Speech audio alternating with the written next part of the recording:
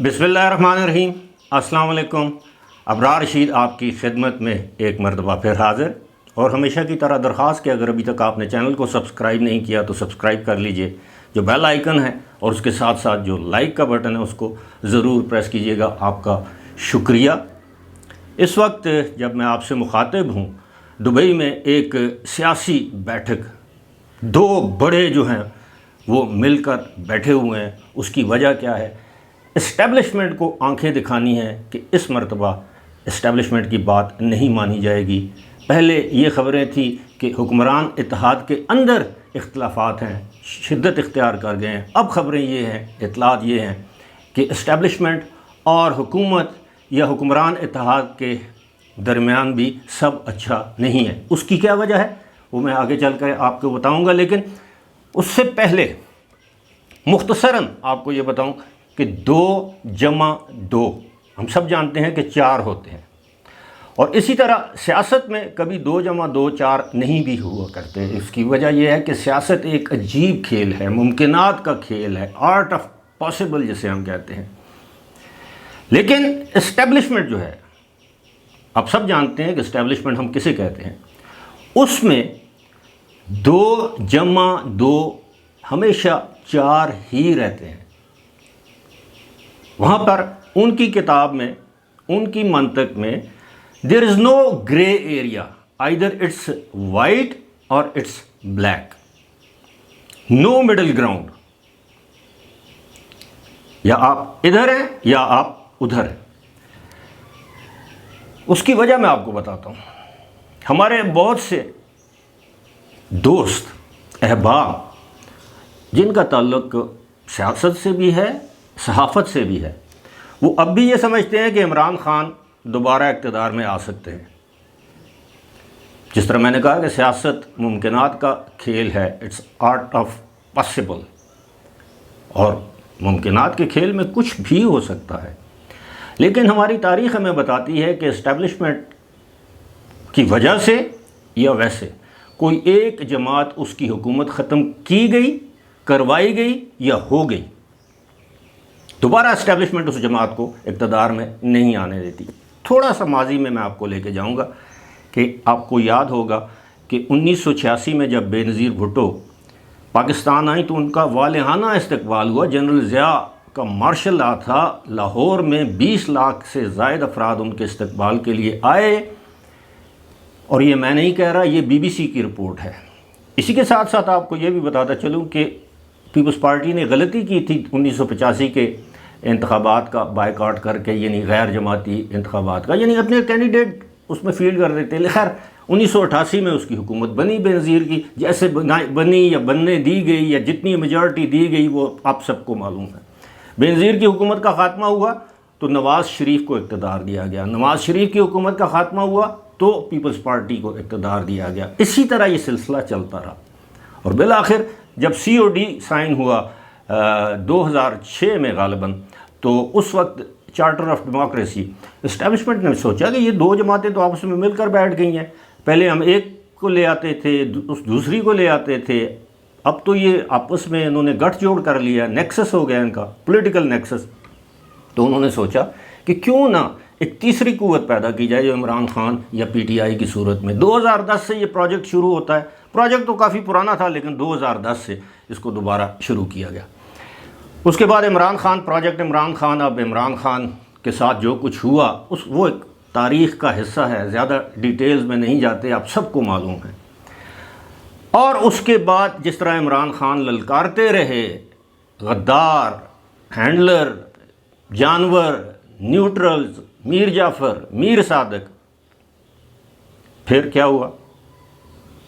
بم کو لات مار دی 9 مئی کو۔ اب اگر کوئی یہ سمجھتا ہے کہ دوبارہ عمران خان اقتدار میں آئیں گے، کم از کم 2023 کے انتخابات کے بعد وہ اقتدار میں آئیں گے، تو میں سمجھتا ہوں کہ پھر بات وہی ہے کہ وہ احمقوں کی جنت میں رہتا ہے یا داناؤں کی دوزخ میں رہتا ہے، یہی ہم کہہ سکتے ہیں۔ اب بات کرتے، یعنی میرے کہنے کا مقصد یہ ہے کہ عمران خان چاہے جیل کے اندر ہوں، جیل کے باہر ہوں، اہل ہوں، نااہل ہوئے تو ظاہر ہے پھر تو ناممکن ہے، اقتدار میں نہیں آنے دیا جائے گا. جیسے کہتے ہیں under line, mark my words, اقتدار کا دروازہ ان کے لیے بند کر دیا گیا ہے کم از کم آئندہ 10 سال کے لیے، اور 10 سال بعد ان کی عمر ہوگی 81 برس. کون جیتا ہے تیری زلف کے سر ہونے تک. اب آتے ہیں جناب وہ جو دبئی میں بیٹھک ہو رہی ہے. میاں نواز شریف، ان کی صاحبزادی مریم نواز، یہ جدہ سے دبئی آئے گزشتہ شام، جبکہ آصف علی زرداری، بلاول بھٹو زرداری یہ جمعے کے روز خصوصی طیارے کے ذریعے دبئی پہنچے. راشد المکتوم ایئرپورٹ ہے وہاں پر. آج ان کی بیٹھک ہے جس وقت میں آپ سے مخاطب ہوں. اس وقت وہ آپس میں مذاکرات کر رہے ہیں. مذاکرات کس لیے کر رہے ہیں؟ کہ نگران وزیر اعظم کون ہوگا. اتفاق کیا جائے گا 1-2 لوگوں پر. اصل بات کیا ہے؟ اصل بات یہ ہے کہ اسٹیبلشمنٹ اب بھی چاہتی ہے کہ کیئر ٹیکر سیٹ اپ میں جو زیادہ تر لوگ آئیں وہ ٹیکنوکریٹس آئیں، اور اس ملک کا بیڑا غرق کیا ہے ماضی میں تو ٹیکنوکریٹس نے کیا ہے. کسی ایک کا نام لینا فضول بات ہوگی، لیکن ٹیکنوکریٹ سے نام کہتے ہیں. یعنی چاہے وہ کوئی اکانومسٹ ہو، یہ اسٹیبلشمنٹ کی خواہش ہے. ماضی میں تو وہ باقاعدہ انٹرویو لیتے رہے ہیں نگران وزرائے اعظم کا کہ جناب یہ شخص ہوگا، یہ ہوگا، اس کی کابینہ. خود یعنی نگران کو تو چھوڑے، منتخب کابینہ جو ہے وہ تشکیل دیتے رہے ہیں ہمارے اسٹیبلشمنٹ والے. جنرل باجوہ نے خود کہا ہے کہ جی فلاں فلاں بندے کو میں نے وزیر بنوایا. خیر، coming back to the point کیا ہے؟ پوائنٹ یہ ہے کہ اس مرتبہ اب اسٹیبلشمنٹ کیوں چاہتی ہے کہ جناب جو کیئر ٹیکر پرائم منسٹر ہے وہ ہو، کیا کہتے ہیں اس کو، ٹیکنوکریٹ.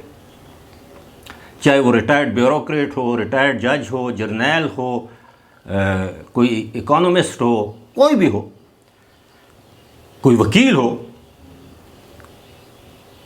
اس وقت جو حکمران اتحاد ہے انہوں نے یہ تہیہ کر لیا ہے، فیصلہ کر لیا ہے کہ کم وقت میں جو نگران وزیر اعظم ہوگا وہ سیاست دان ہوگا. کیونکہ اسٹیبلشمنٹ چاہتی ہے کہ اسٹیبلشمنٹ اس نگران وزیر اعظم پر پریویل کر سکتی ہے جو اس کی مرضی سے آئے گا، ٹیکنوکریٹ ہوگا.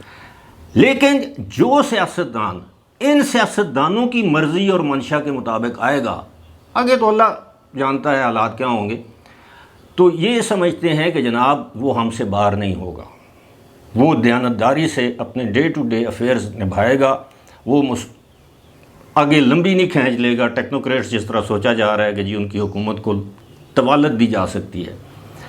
تو یہ وجہ ہے ان کی آپس میں ملاقات کی. حالانکہ اس وقت پیپلز پارٹی اور نون لیگ کے آپس میں باہمی اختلافات بہت زیادہ ہیں، بہت ہی زیادہ ہیں. لیکن اس ایک نقطے پر، جس طرح ماضی میں اگر آپ کو یاد ہو، ماضی قریب میں جنرل عاصم منیر کی اپائنٹمنٹ پر دونوں جماعتیں، مولانا فضل الرحمان یعنی پی ڈی ایم اور پاکستان پیپلز پارٹی، یہ ڈٹ گئے کہ جو سب سے سینئر موسٹ ہے وہ آرمی چیف بنے گا. اس مرتبہ بھی سیاستدان ڈٹ گئے کہ جناب بندہ ہماری مرضی کا ہوگا. ایسا نہیں ہوگا کہ اس کا انٹرویو GHQ میں ہو، اپارا میں ہو، کسی اور جگہ ہو اور آپ ہم پر مسلط کر دیں. نہیں، نگران وزیر اعظم ہماری مرضی کا بندہ ہوگا، اور پھر آگے ہم اس کو بتائیں گے کہ آپ نے اپنی کابینہ میں کون کون سے لوگ رکھنے ہیں. جو کہ IMF کے ساتھ جو ہمارے معاہدہ چل رہا ہے، یا بڑی مشکل سے جو ہوا ہے، دوبارہ ہمیں مدد ملی ہے، وہ سیبوٹاج نہ ہو. اور جو معاملات ہیں، سب سے بڑا معاملہ تو آپ کو پتہ ہی ہے، عمران خان کی نااہلی گرفتاری وغیرہ.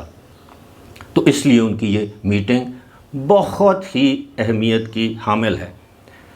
اور اب آپ سوچ رہے ہوں گے کہ دبئی میں یہ میٹنگ اس لیے کہ میاں نواز شریف پاکستان نہیں آ سکتے، اور آصف علی زرداری، دبئی ان کا دوسرا گھر ہے، اور ایک پاکستان، بلکہ ان کا چوتھا گھر ہے. پاکستان میں ان کے 3 گھر ہیں، یعنی کراچی میں، لاہور میں، اسلام آباد میں، اور چوتھا گھر جو ہے ان کا دبئی میں. تو آصف علی زرداری اس مرتبہ شاید ان کی میزبانی کریں. گزشتہ مرتبہ ان کی میزبانی کی تھی اسحاق ڈار کے بیٹے علی ڈار نے. تو اب صورتحال یہ ہے کہ وہاں پر یہ فیصلہ کیا جائے گا کہ جناب یہ شخص ہے جو کہ سیاستدان ہوگا، جو بھی ہو، جو الیکشن میں حصہ ظاہر ہے نہیں لے سکتا، اس کا کوئی عزیز رشتہ دار الیکشن میں حصہ نہیں لے سکتا. تو یہ ساری چیزیں اس لیے میں نے کہا ہے کہ اہمیت کی حامل ہیں کہ جب یہ دو بڑے یعنی مریم نواز بھی اس اجلاس میں شریک ہوں گی. پہلے تو شنید یہ ہے کہ آصف علی زرداری اور میاں نواز شریف کے مابین 1 to 1 ملاقات ہوگی، اور اس کے بعد ان کے جو رفقا ہیں، کیونکہ مریم نواز نائب صدر ہیں، بلاول بھٹو زرداری پیپلز پارٹی کے چیئرمین ہیں، وہ اس میں بیٹھیں گے. وہاں پر ایک فیصلہ کیا جائے گا کہ جناب ٹھیک ہے، کوئی ایک دو ناموں پر اتفاق کیا جائے گا. مولانا فضل الرحمان کو آن بورڈ لیا جائے گا، دیگر سیاسی جماعتوں کو آن بورڈ لیا جائے گا. راجہ ریاض تو اب آپ کو پتہ ہی ہے، وہ تو پہلے سے آن بورڈ ہیں. پھر اس کے بعد حکومت کو ڈیزالو کیا جائے گا. ساتھ ہی ساتھ آصف علی زرداری یہ کہہ چکے ہیں بارہا کہ یہ وقت ہے کہ میاں صاحب پاکستان واپس آئیں، لیکن اب شاید وہ یہ بھی چاہتے ہوں کہ میاں صاحب جلدی پاکستان واپس نہ آئیں، انتخابی مہم نہ چلا سکیں. اس کا فائدہ پیپلز پارٹی کو ہی ہوگا. اگر میاں صاحب آ جاتے ہیں پنجاب میں، الیکشن کیمپین کرتے ہیں، تو پھر ظاہر ہے نقصان بھی پیپلز پارٹی کو ہوگا. لیکن سیاست میں جس طرح میں نے کہا کہ کچھ بھی ہو سکتا ہے، اور پاکستان جیسے ملک میں کچھ بھی ہو سکتا ہے. اب کہا یہ جا رہا ہے کہ میاں صاحب یعنی میاں نواز شریف جلد پاکستان آ جائیں گے. فی الحال اسی کے ساتھ مجھے دیجیے اجازت. خدا حافظ.